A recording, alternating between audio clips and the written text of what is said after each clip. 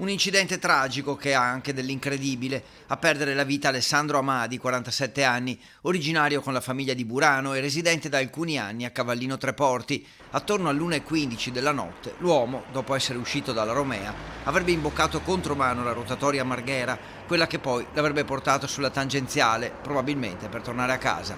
Secondo la ricostruzione dell'autostrada di Venezia, che sta ovviamente anche cercando di ricostruire i dettagli di quello che è accaduto e sta cercando altre immagini di videosorveglianza da altri tratti stradali, dicevo, quest'auto, una Volkswagen Passat, è stata... alcune auto sono riusciti a schivarla, anche un camion, poi a un certo punto invece c'è stato questo frontale con una Peugeot 3008, il frontale è avvenuto esattamente dietro di me.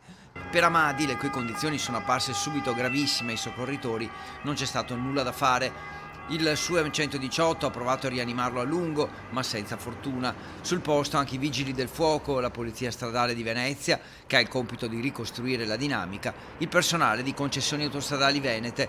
A bordo dell'altra auto, una Peugeot, c'era un 37enne di mira che è rimasto ferito e quindi trasportato in ospedale. Ora la Postrada è al lavoro, sta raccogliendo anche altre immagini per capire l'accaduto e sentendo alcuni testimoni presenti nell'area di servizio, che però durante la notte è chiusa e quindi non ha personale.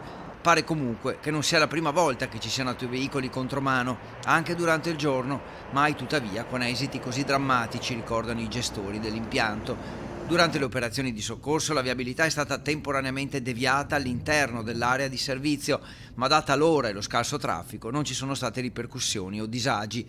Le operazioni di sgombero e ripristino della rotatoria sono terminate verso le 4.